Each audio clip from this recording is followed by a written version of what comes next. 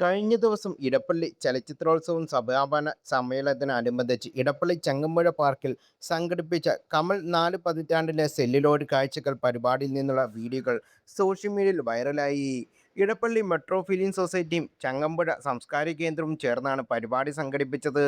സമാപന സമ്മേളനവും ചങ്ങമ്പുഴ പാർക്കിൽ സംവിധായകൻ സിബി മലയിലാണ് ഉദ്ഘാടനം ചെയ്തത്. ചടങ്ങിൽ മുഖ്യാതിഥിയായി പങ്കെടുത്തത് ഭാവനയായിരുന്നു. നടിയുടെ സിനിമാ ജീവിതത്തിൽ വലിയൊരു പങ്ക് വഹിച്ച സംവിധായകനാണ് കമൽ. കാരണം നടിയെ ആദ്യ സിനിമയായ നമ്മൾ സംവിധാനം ചെയ്തത് കമലാണ്. പിന്നീട് തിരിഞ്ഞു നോക്കേണ്ടി വന്നിട്ടില്ല താരത്തിന്. ഇതിനോടകം തന്നെ നിരവധി കഥാപാത്രങ്ങൾ ഭാവന ജീവൻ പകർന്നെങ്കിലും പരിമളത്തിന് വലിയൊരു ആരാധകവൃന്ദം ഇപ്പോഴുമുണ്ട്. അതുകൊണ്ടാവണം എല്ലാ തിരക്കുകളും മാറ്റിവെച്ച് പരിപാടിയിൽ പങ്കെടുക്കാൻ ഭാവന എത്തിയത്. ആഷിക് അബു, ഡബ്ബിംഗ് ആർട്ടിസ്റ്റ് ഭാഗ്യലക്ഷ്മി, സൗബിൻ ഷാഹിർ, ഷൈൻ ടോം ചാക്കോ, സിദ്ധാർത്ഥ് ഭരതൻ എന്നിവരായിരുന്നു ഭാവനയ്ക്ക് പുറമെ ചടങ്ങിൽ പങ്കെടുക്കാനെത്തിയ മറ്റ് വിശിഷ്ട അതിഥികൾ. പരിപാടിയിൽ നിന്നുള്ള ഒരു വീഡിയോ ആണ് സമൂഹമാധ്യമങ്ങളിൽ ഇപ്പോൾ ചർച്ചയാകുന്നത്.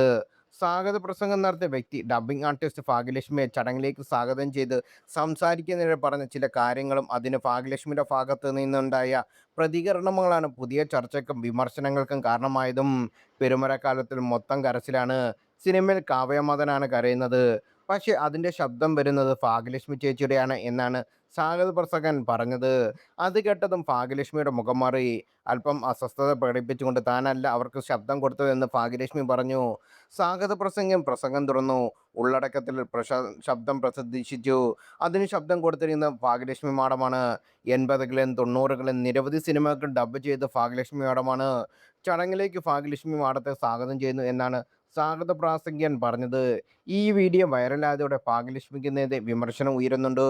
കാവ്യയുടെ പേരിനോടൊപ്പം തൻ്റെ പേര് ചേർത്ത് പറഞ്ഞത് കേട്ടത് ഇഷ്ടപ്പെടാത്തതാണ് ഭാഗ്യലക്ഷ്മിയുടെ മുഖം പറയുന്നത് എന്ന് ചിലർ കുറിച്ചു. ഭാഗ്യലക്ഷ്മി സ്വയം പറഞ്ഞ ആളെ തിരുത്തിയപ്പോൾ എല്ലാം കേട്ടും കണ്ട് സിബി മലയിലും കമൽ, ഭാവന തുടങ്ങിയവരെല്ലാം സമീപത്ത് ഇരിക്കുന്നുണ്ടായിരുന്നു. കാവ്യയുടെ പേര് കേൾക്കുമ്പോൾ ഭാഗ്യലക്ഷ്മിക്ക് എന്താണ് ഇത്ര അസഹിഷ്ണുത എന്നാണ് വിമർശിക്കുന്നവർ ചോദിക്കുന്നത്. ഭാവനയും മറ്റുള്ളവരും കൂളായി ഇരിക്കുന്നുണ്ടല്ലോ എന്നാൽ ചിലർ ഭാഗ്യലക്ഷ്മി വിമർശിച്ച് ചോദിക്കുന്നു.